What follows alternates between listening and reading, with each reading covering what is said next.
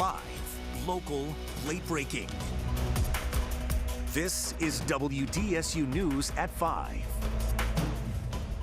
We're early in the investigation stage. We don't know what Children's Hospital knew and when they knew it.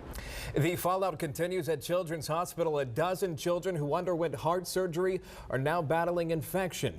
Good evening to you. I'm Sean Kreisman. And I'm Salah Kim. Well, the likely cause is a piece of equipment. WDSU's Travers Mackel is live at Children's Hospital with more on why families say the hospital should have known about this potential harm. Travers. Well, so lawyers say that's because 9 months before these surgeries were done, the CDC sent out a memo to all healthcare providers warning them about this type of surgery. Now, everything went down here behind me at Children's Hospital. The hospital's chief medical officer says the infections were possibly linked to a machine that regulates a patient's temperature during heart surgery. The surgeries happened at Children's between late June and July. Dr. John Heaton, the chief medical officer at the hospital, says the machine was replaced and patients are responding to intravenous antibiotics. But lawyers representing families involved say they want to know if the hospital acted on the CDC recommendation from 1 year ago. The CDC issued the press release in October 2016, and the surgeries at issue took place in June and July of 2017. So what did Children's Hospital do in that 9-month period?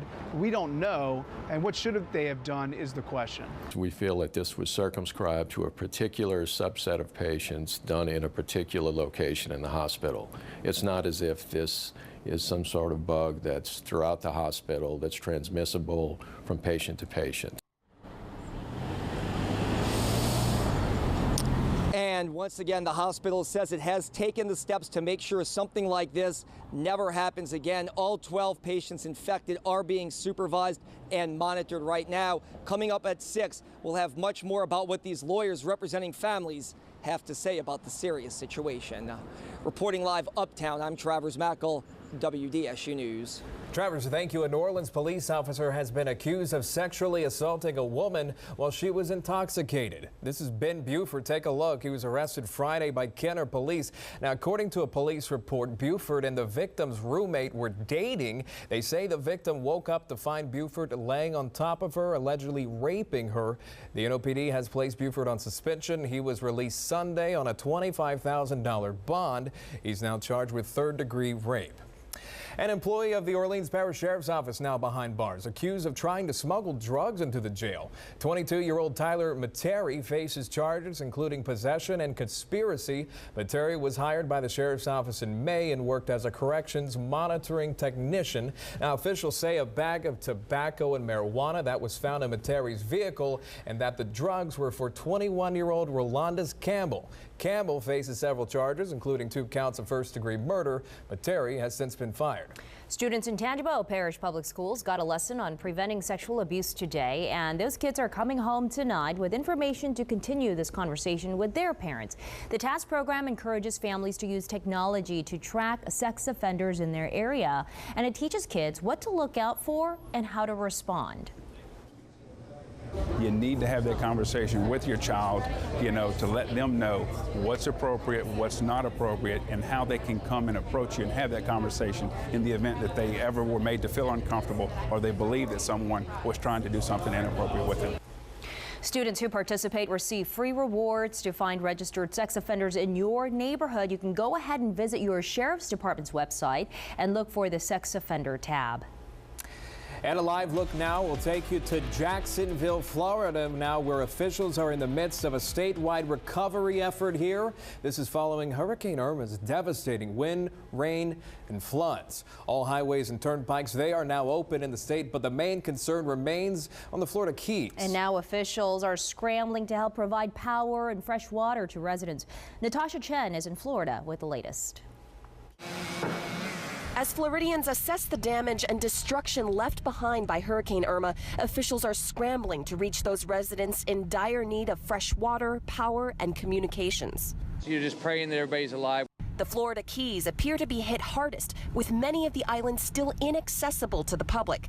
FEMA says about 25% of the homes in the Florida Keys have been destroyed. Another 65% suffered damage. We're going to do everything we can to get water, food, any resource we can out to people as fast as possible. It's still unclear how many casualties there are in the state. Another challenge, millions are still without power, and homes could be dark for several more days. Certainly, there were pockets of tornadic activity, severe flooding, and other debris that that's going to cause issues. That may delay restoration. But on the West Coast, we would expect to have essentially all restoration complete by next Friday. Farther north, Floridians are dealing with flooded homes and roadways. Jacksonville is still recovering from record-breaking storm surge, with more than 300 people rescued in the city alone. We have no reported casualties as a result of the storm that we're aware of at this point. So, yeah, I'm incredibly grateful.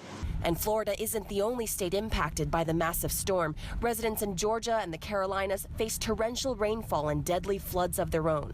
In Jacksonville, Florida, I'm Natasha Chen.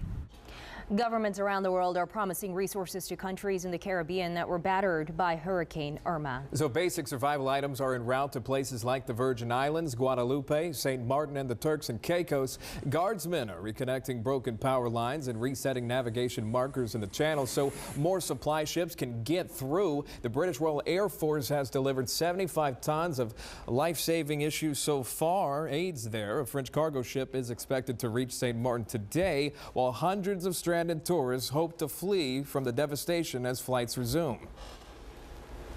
Almost everything is broken down. For our need, we need water and food. There's an unprecedented effort going on by the UK to meet what has been an unprecedented catastrophe.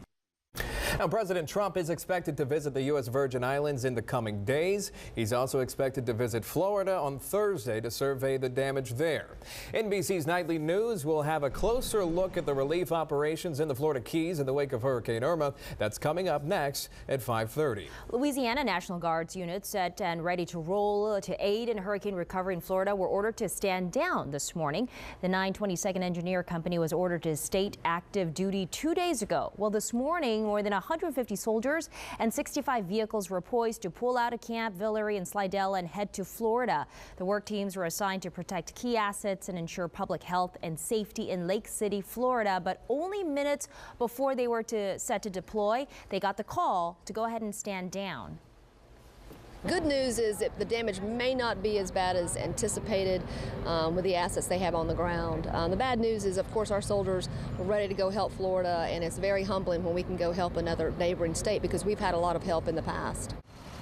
Colonel Haygood says their rapid preparation proves that the National Guard is ready to roll at a moment's notice. She says they'll remain ready to roll as hurricane season continues. Well, tonight is the night for a star-studded relief effort to help the victims of Hurricane Harvey. Beyonce, Barbra Streisand, Oprah Winfrey, and Blake Shelton, they will headline this event. Hand in hand, a benefit for Hurricane Harvey relief will air right here on WDSU for an hour-long telethon. The concert will benefit several organizations like the United Way of Greater Houston, Habitat for Humanity, and other Texas groups. It will air live from Los Angeles with stages also in New York and Nashville. That show will start at 7 p.m. And happening right now on the West Bank, the Operation Help Houston benefit concert that is getting underway. This concert will feature live performances by local favorites like the Hot 8 Brass Band, Claude Bryan, and the All-Stars, and more. Donations will also be accepted at this event. They will go to those affected in the Houston area and the Lake Charles area. There are also 4 other locations in New Orleans East and Algiers where you can drop off resources. They're on your screen. They will be accepting donations until September 29th. Still ahead on the news at 5 here. The opioid crisis and its effect on America. We speak with Matter of Fact Soledad O'Brien about the 1-hour special airing tomorrow night. And a World War II veteran serenaded and celebrated. More on the milestone birthday bash coming up later. And the weather is pretty perfect right now, but your rain chances are going up, so are your temperatures. I'll let you know when. And anchor Scott Walker is in the newsroom with a look ahead to WDSU News at 6. Scott? Stella Sean, here's what we're working on: drinking an ice-cold beer and raising money for Hurricane Harvey victims. Details on a fundraising effort by 3 of Louisiana's breweries. Plus, the LSU School of Medicine getting closer to discovering the cause behind colon cancer. How it plans to use its research to help find a cure. Those stories and a whole lot more coming up new tonight at 6 o'clock. Sean? Scott, thank you. As we go to break, a live look outside through our sky cam. A nice day. You're watching WDSU News at 5. Live, local, late breaking.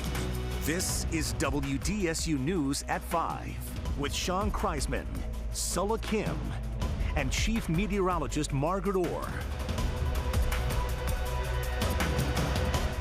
Continuing our State of Addiction series, she is the host of Matter of Fact, a television show airing Sunday nights right here on WDSU. Soledad O'Brien coming up on her 3rd season of the hit show.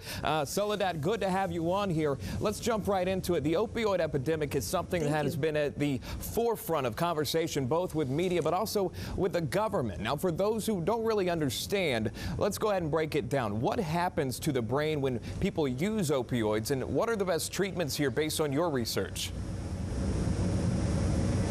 Yeah, you know what's interesting as we approach our State of Addiction opioid special, there's actually a lot of information. Opioid addiction is fairly well understood by addiction specialists. And one thing they'll tell you is that the brain does change. Connectivity in the brain changes. There's actually some kind of shrinkage as well in the brain. And the areas that deal with willpower are actually often affected, which means that this idea that you can just power your way through or will yourself to not be addicted is actually very compromised just sheerly by the places that are affected in the brain. And so we'll take a look at some of the treatments that medical professionals are telling us they are proven to work, they know work. They're called medically assisted treatments, which means medication and a therapy together in order to help addicts really be able to get off of opioids. There are some questions about, can people get access to them? Does their insurance cover them? And I think that brings us to one of our panels that we'll be talking about in our special as well, looking at policy and policy that has to change in order to really bring more access to treatment for more people. And we do hope you will join us tomorrow night for our State of Addiction special. We are building a virtual wall of remembrance. Using the hashtag State of Addiction, you can share a picture, a video, or a story, even a tribute to someone you want remembered for their life, not their struggle. Or if you have a story of hope, please post that as well. So please join us in our efforts to help others and inspire hope as we battle the state of addiction. The hour-long live broadcast begins at 9 o'clock right here on WDSU. President Trump called yesterday's unanimous vote on North Korean sanctions at the United Nations very small step. Now, North Korea's top envoy to a leading UN disarmament body says his country rejects the resolution.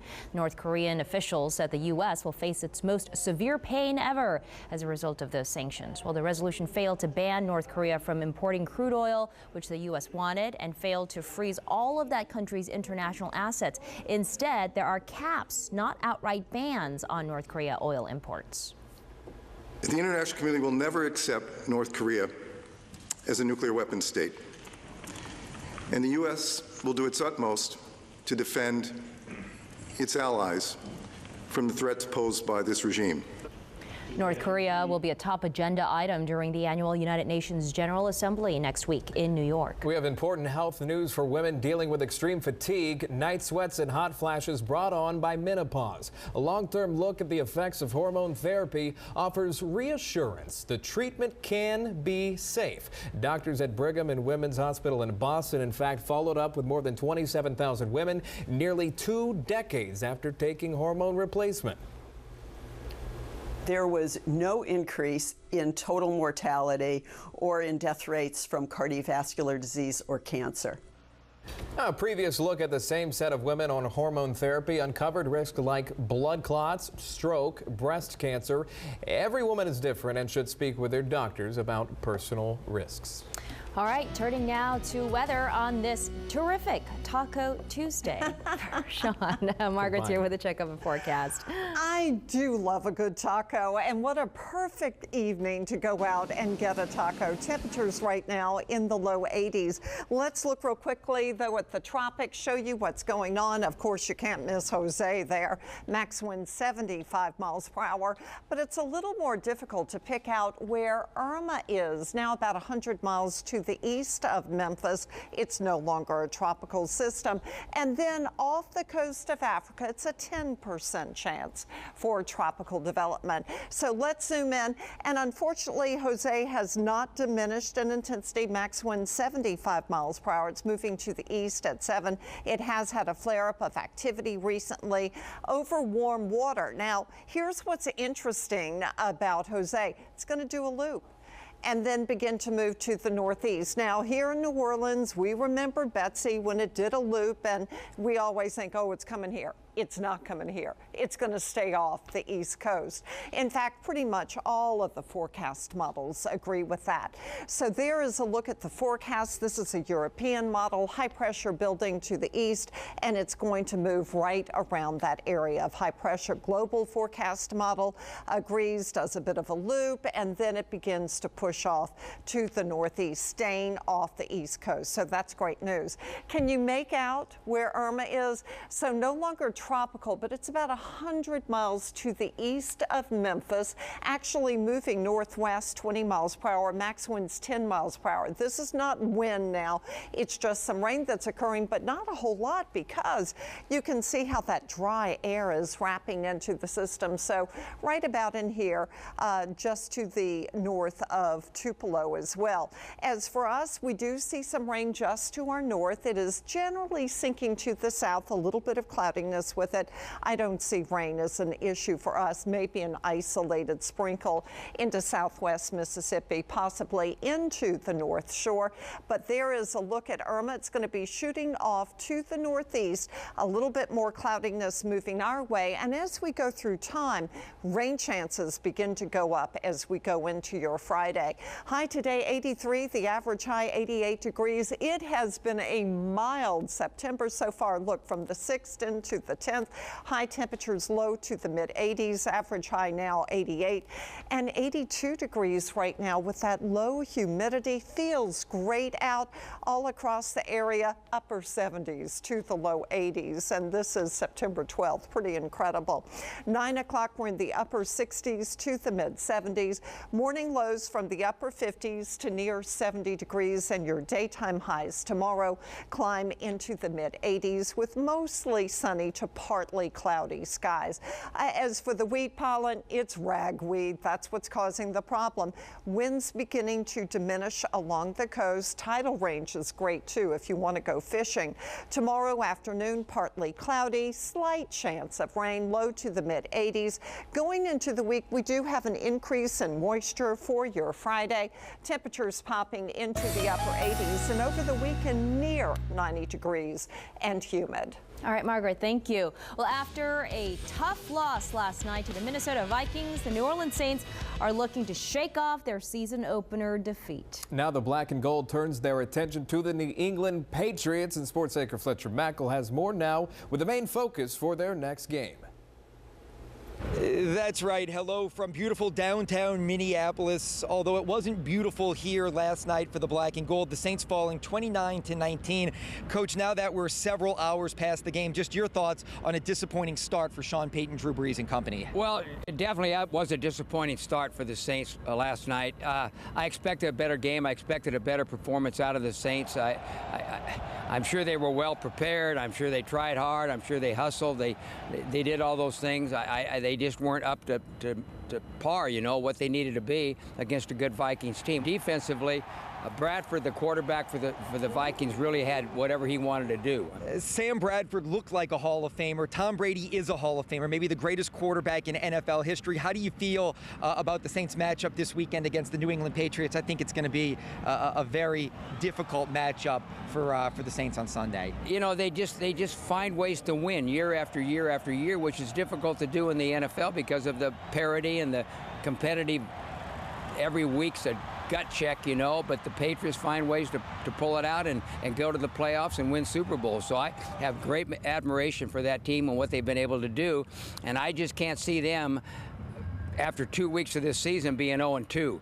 And so I think it's going to be a real tough chore for the Saints to win Sunday, but hopefully they'll be competitive. Hopefully they'll win. I'd like to see them win, but I don't think they're going to. Looking at the history of Sean Payton and Drew Brees against New England, they defeated the Patriots in the Superdome in 2009, and they lost a heartbreaker back in 2013. The Saints were 5-0 that season, and they lost on one of the final plays of the game, so they have played the Patriots tough since Sean Payton and Drew Brees arrived. For Jim Moore, I'm Fletcher Macall. Back to you all in New Orleans. All right, guys, thanks. We'll take you next to the party for a World War II veteran who is celebrating his 108th birthday. Well, a World War II veteran was honored at the National World War II Museum in New Orleans today on his 108th birthday. That's awesome. Jennifer Crockett has his story of survival and sacrifice. Veteran Lawrence Brooks says he's lived 108 years by serving God Amen. and staying busy. I still can touch my toes. Brooks, a private first class, served in the 91st Engineering Battalion of the Army in World War II. The predominantly African-American unit helped secure victory on the Pacific Front and then returned home to fight here for equal rights. From all of us to you, happy 108.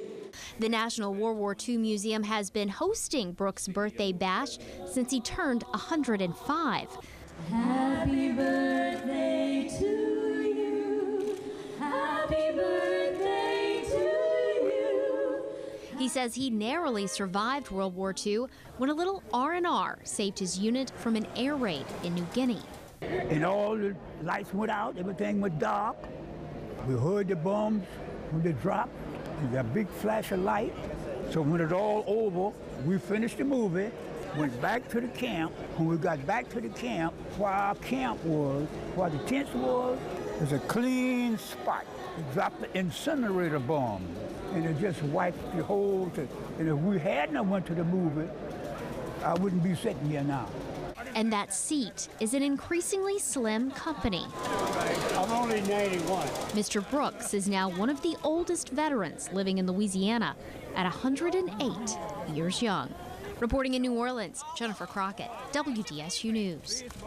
Well, stay tuned for NBC Nightly News, and then it's WDSU News at 6. And a sincere happy birthday to Mr. Brooks. Quite an accomplished life there, and thank you for all your service to this country. I can't get over how good he looks and then how much energy that guy had at 108. Sharp. He's very sharp. What was the tip he gave us earlier? Make sure you get up and get going. Exactly. He says he can touch his toes.